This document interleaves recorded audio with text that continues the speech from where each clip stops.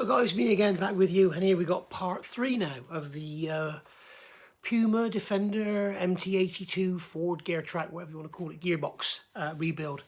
And I'm glad I made this into 3 parts, because I was at the garage quite late last night making part 2 and giving you my little talk about Loft Extreme shafts and stuff. And yeah, have a look at this. We're back to square one.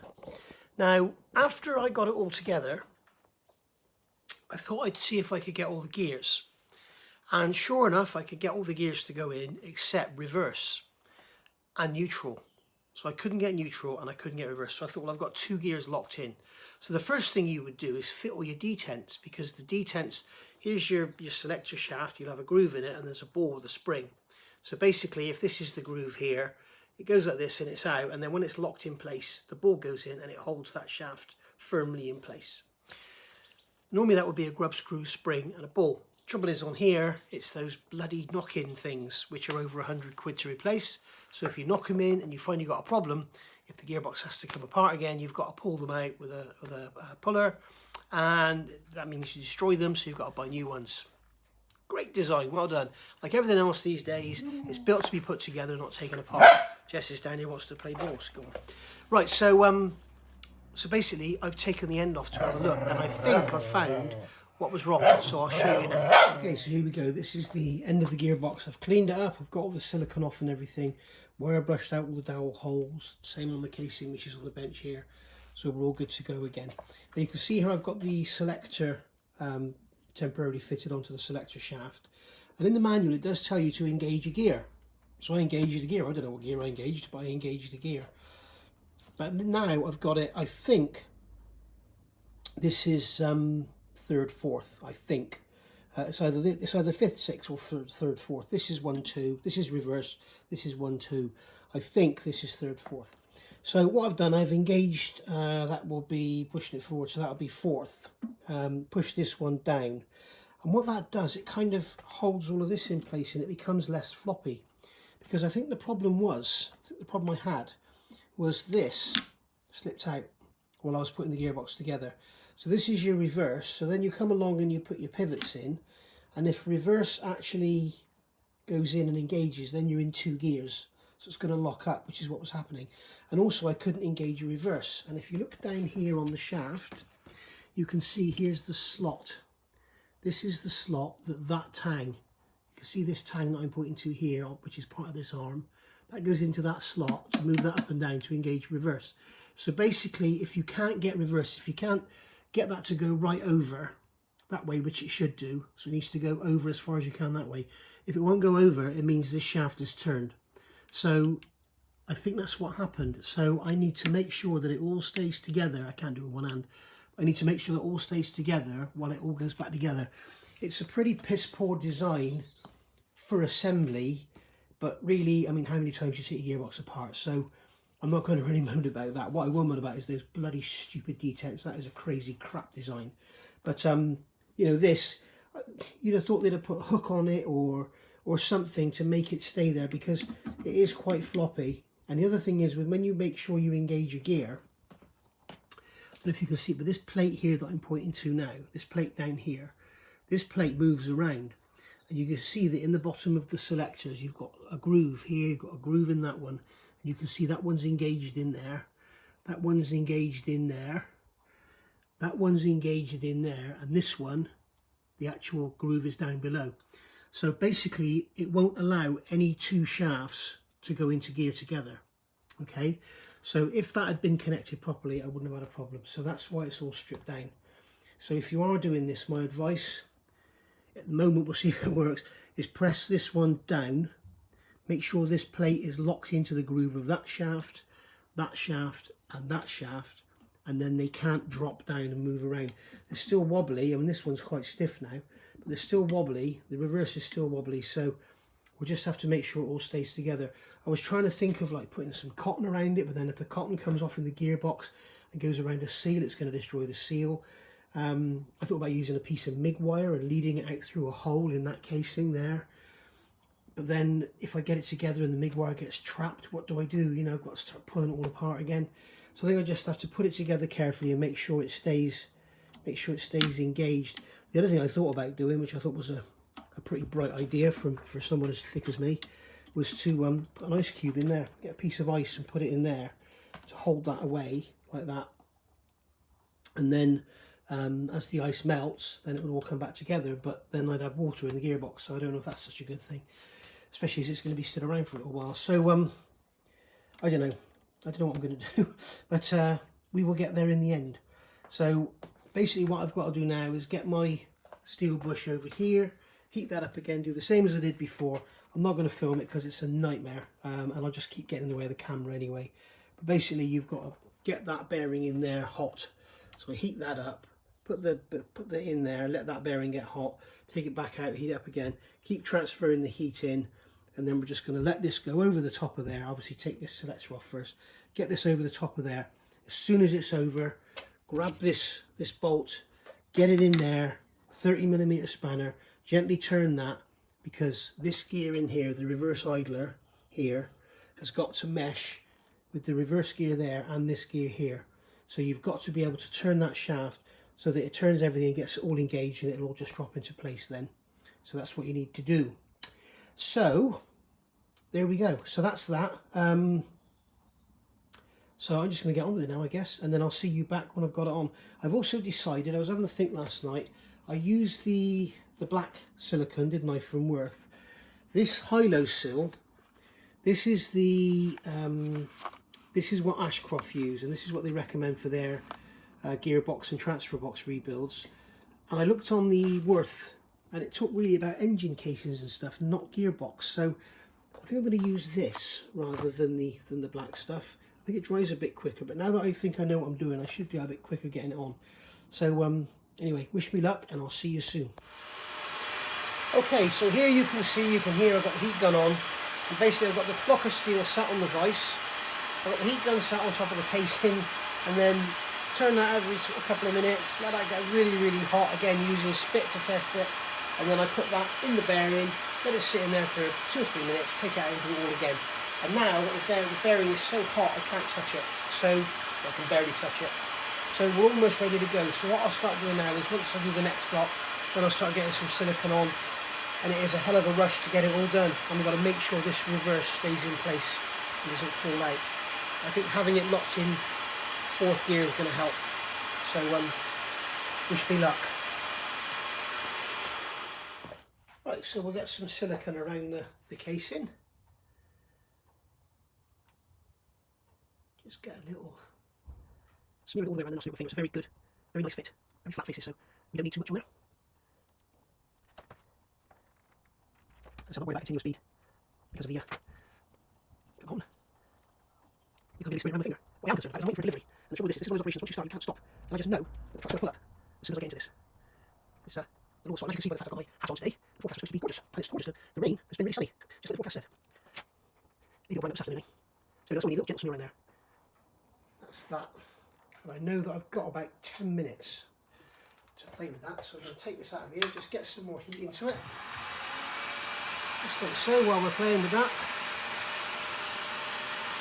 Make sure this reverse is over there, make sure that shaft's there.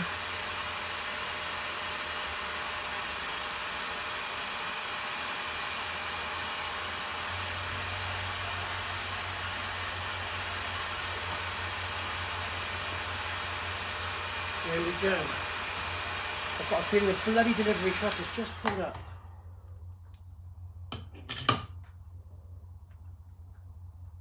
Oh no, it's a motorbike by the sound of it. So, that's in there, that bearing's getting nice and hot. Don't forget to fit the magnet as well. That's really important. So, let's drop this casing on. Remember what I said? You put this on. I'm going to make sure that face is clean first. Make sure you don't touch that metal, because that is extremely hot. So we're going to drop this on, and then when we drop this down, the selector shaft will come through.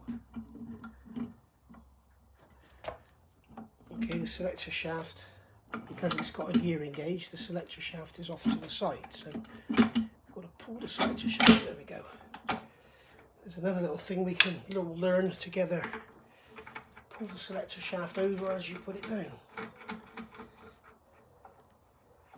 So we've got that on there now, so we can turn the gears, and you will see that when I turn it, it will drop. And those gears engage. Come on. There you go. Just like that. And that's what you're after. That's gone straight down. There's no hitting, no banging, nothing required.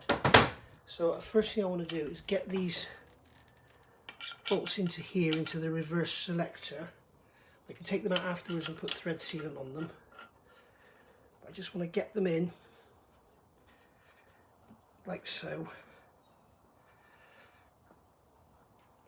Okay. And then make sure, a small screwdriver wherever I've put it, make sure I can get the reverse detent in place, yep. And then we can fit this shaft into place, like so. As you can see, this is absolutely manic, guys, doing this.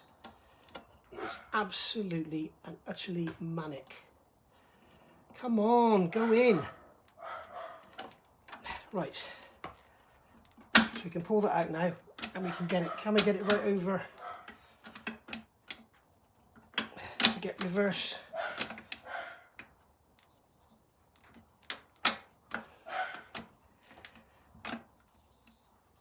And this is the trouble, you see, this stupid design with these bloody knock-in detents. While all the shafts are just laying in limbo, we don't know that anything's, you know, all the shafts are sort of half in and out of gears. And if I knock the bloody detents in, I find a problem, then I've got to go and spend another £100 on bloody detents.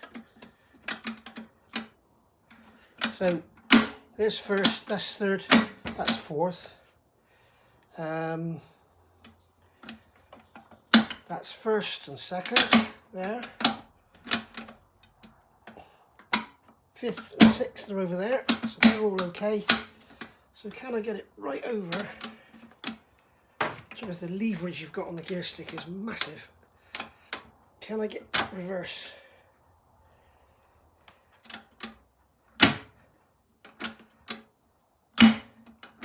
You can see that that's all that play there is because we don't have any detents in there. The trouble is if one of these shafts on this side is out, then it won't allow reverse to go in. But I don't know how I can check that that shaft is actually engaged. It must be, because we didn't hit it around or anything.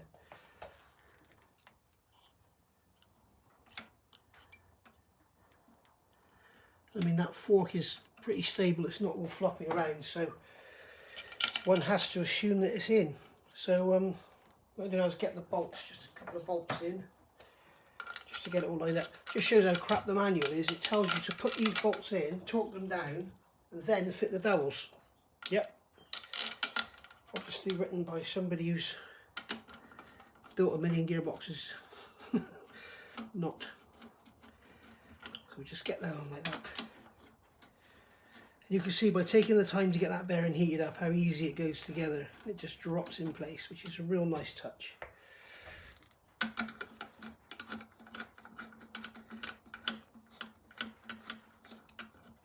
we go. So now I'm going to get the dowels in.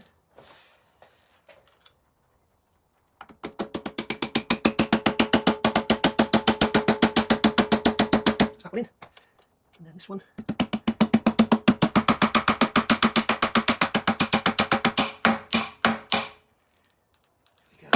Believe me, I'm really not hitting them that hard. I don't want to go breaking any castings. So we'll just get these bolts in and we'll spin them down. And then we'll chuck them up.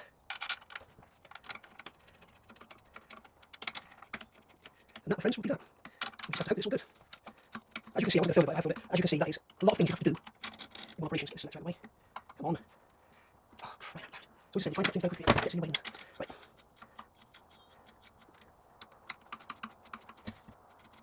Just looking for good. If anything else wrong, I just have to strip the whole thing down again. Just double check it, I think. I can't see anything working or not.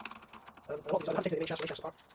So The other thing I noticed in the manual, it tells you to completely build the gearbox, all the detents, all the seals, everything, and then check. So it could be that when you start pulling, you know, pulling up on here with the output shaft and pulling the lay shaft with the front bolt, it could be that makes all the difference. There we go. So I'm going to go and get those torqued down now, and then we'll have another look at it. Right guys, here I am on the floor, and you may be wondering why. Since I did this when I put this cover on, I've had it off again twice, because every time I fitted the rear cover it all went wrong. And then I thought, well, hang on a minute, it must be something to do with this rear cover loading up.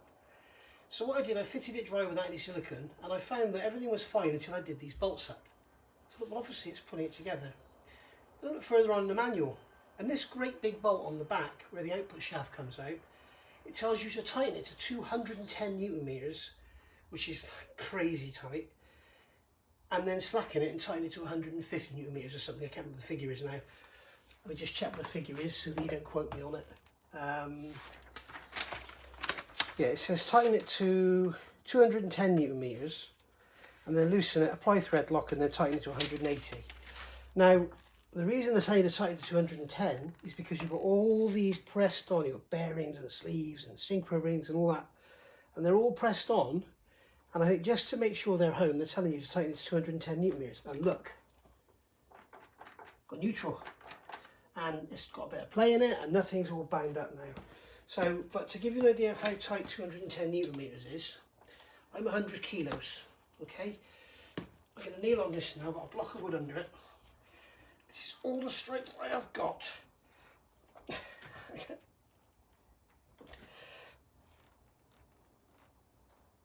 You can see I can't even make it click. This is all the strength I've got, guys. It almost feels like you're going to strip the thread, but just to show you how tight this is. God, yeah, it's that tight. The dog's even telling me. I can't make it clean. I'll film the camera, but it is effing tight. I can tell you that now. There you go. That's how tight it is. And now everything's all nice and free. So I'll try and undo the bloody thing now. That's going to be fun. So I'm going to undo it and I'm not going to put it back on because I don't want it on there. Because I think I want to fit one of the LOF ones, as I said. So turn that round so it blocks off there. Let's see if I can get this thing undone. Be careful not to damage the Mustang as well.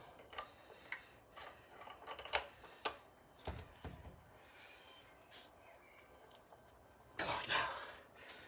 Jesus. Right, get this moved over here. Get a block of wood under it. Give it something to wedge against. There we go. Now we may be able to get it undone. Let's get a better leverage on it. Great watching me grovel on the floor, isn't it? There's no way you do this standing up. There we go. Look at that, that's gone like 1/8 of a turn and now it's finger tight, so you can tell how bloody strong everything is in there and there's no springiness in anything. So there we go. Now everything's slack and all easy to turn. I can't believe it. So there we go, guys. Just read the manual. And there we go, guys, back up on end. And as you can see, everything's turning all freely now. I did actually put it in gear and I've replaced the bolt that goes in the, they call it the counter shaft, the lay shaft at the bottom of the gearbox at the front. So I've done that. That was it £75 feet or something? So that's all done. To any of you doing one of these gearboxes, I hope you watch this video because this is something that, you know, the manual doesn't tell you and there's nowhere else on YouTube you can find it. But actually, you know, you can get quite worried when you're building everything up and it's all sort of tight.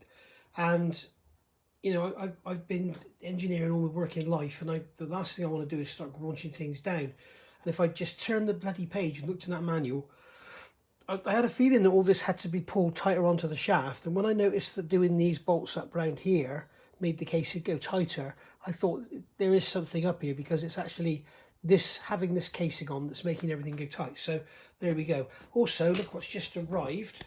Look over there. You can see a box, and on that box it says LOF clutches. There we go, on the top. LOF clutches. So we'll be doing an unboxing of that maybe later on today. So next things to do on here now, we've got to put the detents in. We've got the little holes here where the detents go, and then you've got the main detent for the main selector shaft going in. There's another 2 detents at the bottom, so we're going to get them in. I've got to fit that plastic part I showed you with the O-ring. That's going to go in the hole in the bottom of the gearbox, which is on the other side. And that's about it really. I did notice when I stripped it, I had oil staining around this area where the oil was coming out. So when I put the detents in, I think I'll put some thread lock on them, and then they just tap in. They're like an interference fit. I think I'll put some thread lock around the nose of them, and then as they go in, that will just sort of fill up any sort of slight, if there's any scoring or scratching or whatever in there, or indeed on the detent itself. So let's get them in next, and then we'll move forward. So you can see here what they are. Where's my hand? Here we go. So you can see what they are.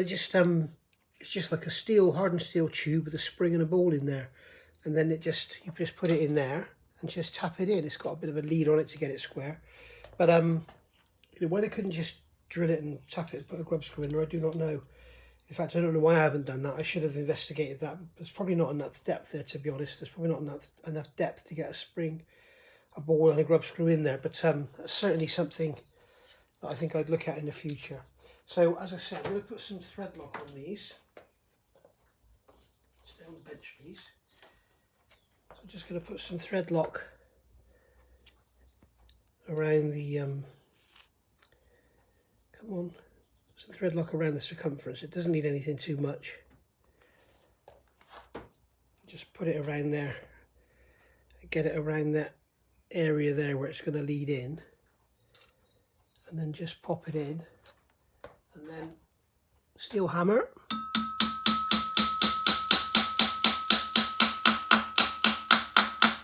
That's it. I guess it's got to be flush. Just do another one.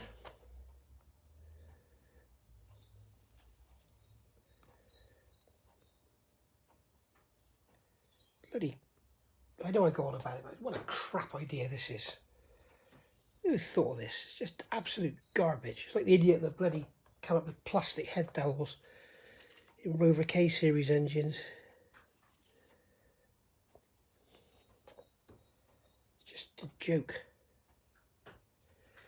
Okay, so that one's going to go in there. So bang that one in. Quite good and easy. Where's my brass? Let's get a bit of a brass drift going on here.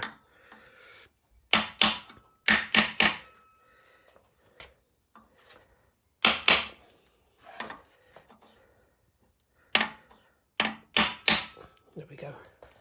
So I've got to go on now and get the others fitted, and then I'll be back. Okay, so all those detents are in. There's 2 down there. You've seen me put the 2 in at the top. I've got this plastic bug in here. This is the one with the O-ring on. I kind of wonder what that's for. Maybe a speed sensor or something goes in there, but it's just a blank. Another thing to note on here, something I've seen, there are 2 grub screws in this side, and this one is the oil filler.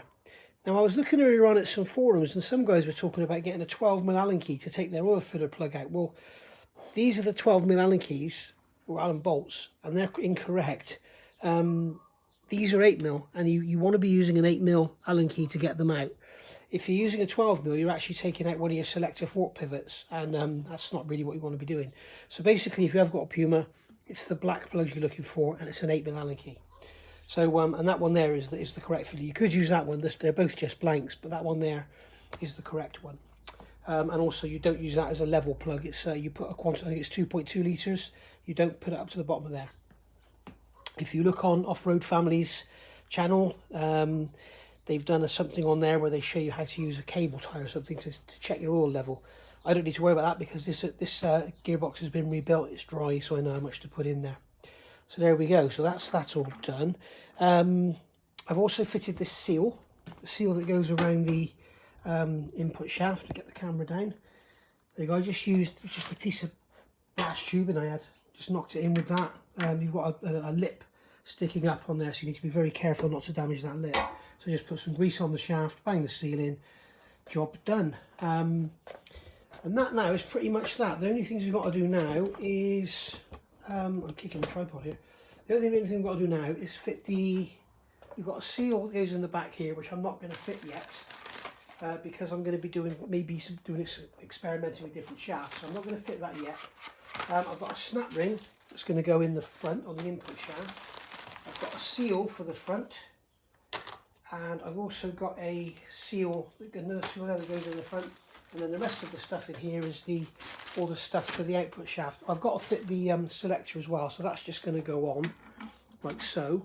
And then we've got this funny looking cotter pin type thing that goes in the side like so. Okay, and then we put a nut on there and tighten it down. Now, where's my nut gone? I've lost my nut.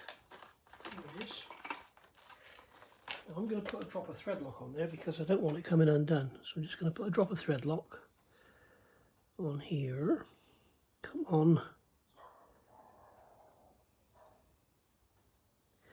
I swear the dogs around here saying, Ignatius got his camera on. Quick, start barking. And that is what they're actually saying when they're barking. So there we go. So let's find a 10mm spanner, which I've got here. Little rat shit spanner. And just nip that down firm. I don't really want it to come loose. There we go. Job done. And then we can check all our gears and everything afterwards. So I'm sure we're all good now. There we go. It feels really positive now. Get it in neutral. Where's neutral? There we go. And I should be able to get across to reverse somehow, but I'm sure we'll get there when the gear sticks in. I'm not going to worry about it too much. It might be a non-reverse vehicle, this one. Right, so we've got the gearbox now on the lifting table, up on its side, so I can get these bits and pieces in. So I first of all got the snap ring, which is going to go in. That's going to go on the input shaft. I've got the pliers for that one. Come out the camera a bit. Then we've got the seal. And what I'm going to do, I'm going to use my old slave cylinder to press the seal in, because you can see the seal goes in around this tube, and then you've got this recess here that the actual slave cylinder goes into on that spigot diameter. So I'm going to use that old slave cylinder to press that in. So that's that taken care of. I'm going to put a drop of the silicone around the seal just to give it a helping hand. I'll put a drop of silicone around this seal as well. This is the blank that goes over the end of what they call the counter shaft here. To clean it out, it's just got a bit of oil in it, so I'm just going to wipe that down like so. Oh, it's just very shiny. So that's going to go in, and what I've done, I've got a bit of aluminium, which actually happens to be the perfect diameter, just to tap that in. So hopefully that'll go in nice and easy. So and that will probably finish us off. I've got some old bolts here I'm going to use to pull the here I'm going to use these old bolts to pull the slave cylinder in, rather than use the Torx bolts that you're supposed to use because reasons. And there we go. So I don't know why I've left that box there. Here we go. So let's get on with it. Hopefully not getting your way too much, but hopefully you'll be able to see what I'm doing. If I just place the camera here, I shall try not to get in your way too much. So snap ring's going to go in first. So get the snap ring pliers on there nice and securely. When you're doing these, guys, you should be wearing safety glasses, and also always keep your hand over the area that you're working, because you know you need to protect your eyes, yeah, but also the rest of your body, the rest of your face and stuff you want to really protect, because these things are nasty. Oh, by the way, I've already looked at it and I've checked it. It is square on both sides, so I'm not really too worried about which way on it goes. I think that's gone in. It's going. It's going to need a tap with a drift, I think. Let's get a little brass drift in there. You probably can't see a thing here, but never mind.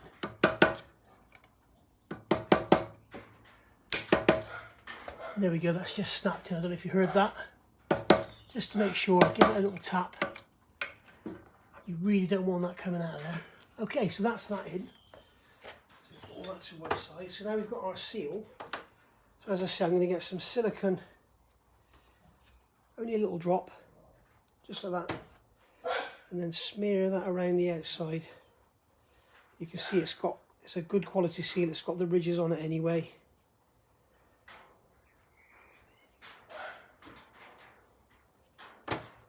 Just smear that around, just so it's got, just give it an extra little helping hand, that's all. Make sure there's nothing on the back. Oh, and I also need to oil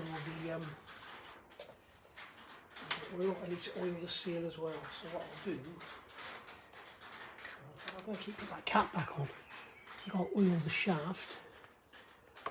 So let's clean the finger off. And I'll just put a bit on the seal, just to be sure. And you can slide that over. Let's start that in there, just get it started. And then take our slave cylinder. See, this only goes one way. And then I've got some bolts here. Some M6 bolts, 3 off. Put them in. And then we'll get our extension, the 10mm socket. Get those started.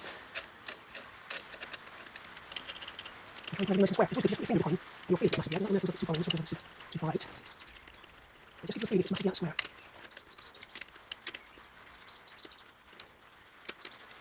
Basically, basic card just have these things. These centimetres. Slave cylinders. Just keep going down.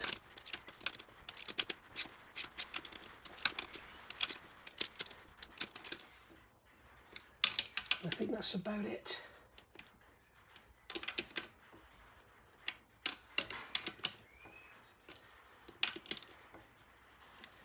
And the bolts haven't come to a stop yet. I need to have another look at this, I think.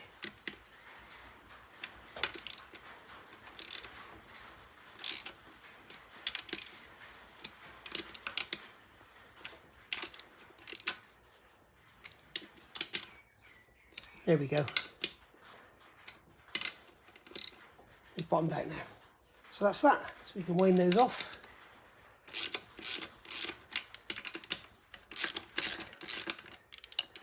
And I did check the length of the bolts, by the way. I did check them against the original bolts to make sure they weren't too long.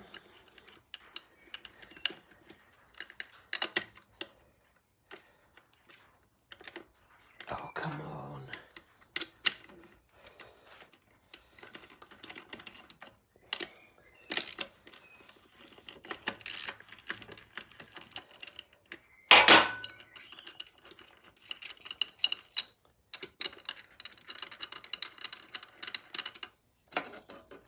And there we go, that's that seal pressed in. So happy with that. There we go, that's all nice and flush on there. That's a good way of getting your seal in nice and square. And there we go, and then when the new one goes in, if we tighten it properly down, it may push it in a little bit further, but whatever, that's in there. So now this seal that goes over the counter shaft, I don't really think I need anything on here, but I'm just going to put a little bit round anyway, just around the inside edge, because you never know when something's been taken apart, any little tiny scratches or scores on any surface that you may have missed will allow, especially with a harder seal like this one, will allow oil to come through. And another good tip with seals, if you are putting them in external areas like on axles and stuff, it's good to put some silicone around there, because as you know, with my, as you may or may not know, with my rear axle, my diff seal, the nose seal was leaking, and basically what happened, water had got down the side of the seal and was held in there with capillary action, and it rotted the casing, and then the casing pushed the seal out. So that wasn't very good. try and keep this as square as we can, which isn't very easy, but we're getting there. It's going into a step, I think.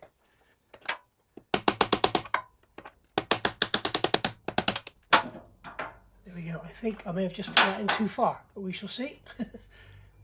We'll soon know. So there we go. I can't put it in too far actually, because it'll be up against the bearing, if anything. So there we are. That's that. But I will check, and if I have to get another one, I will. So there we go. That is our gearbox done. Now all I've got left in the box now is this breather tube. This is the breather tube that Land Rover fitted. It's an absolute joke. It actually comes out. I don't know if you can see, if I bring the camera around, you'll see a hole here. That's the hole there. That's where the breather tube comes. It comes out the top of the gearbox and goes into this area, and it's not sealed. It has no sealing on it whatsoever. So if you do go deep wading, you're going to get water in your gearbox for sure. And that's why I'm putting the Gwyn Lewis wading kit in this with an 8th BSP tapped thread in the top. The other thing I've got in here is a switch, the reverse switch, which I'm not going to put on because it's very vulnerable. And if the gearbox, if the gearbox rolls over, it'll snap it off. I've got a couple of dowels in there which go on the rear casing and the transfer case. And then there's these 2 brackets here which I painted up and put in the gearbox box, but they actually go on the back of the transfer case. And then we've got these special, we've got these special bolts here, Torx bolts for the slave cylinder. And that is that. We are done. Just a quick note, guys. This seal, you can see here where I've pushed it in, you can see some exposed shiny bits. That is correct. I've just looked at the photographs. In fact, if I can get on here, I can show you in the photograph. This is how it was originally. You can see how it looks now compared to how it looked originally. And you can see that down in there, in fact, I can enlarge it. You will see down in there, you can see here, you can see aluminium exposed. So I'm happy with that. The other thing is, I did check it and I can get reverse gear. I can't actually get it to go into reverse because I need so much leverage. But I had forgotten that when you actually I use my hand to show you, when you actually select reverse gear, you really have to give it a shove to get over. And I have to give it that extra shove. And what I did, I put a socket, I'll show you, I put a socket on, a long extension, like so, shoved it into the linkage, so you can see what I'm doing, shoved it into the linkage, oops, and lo and behold, I was able to get it to go that extra, that's the bit there, you're trying to overcome that extra springing. And then it needs to come back, but obviously I don't have the leverage, because when you're in the car you're levering it around a pivot here when you're actually doing this, but I'm trying to pull it directly and I can't. So there we go. I'm happy that everything's good. So once again I shall say goodbye. Thank you for watching, and I'll see you soon. Bye. Here's Jess. Say bye, Jess. Jess, you're going to say bye. Say bye, Jess. What's this? What's this? She loves parcels. Oh, she does like a parcel.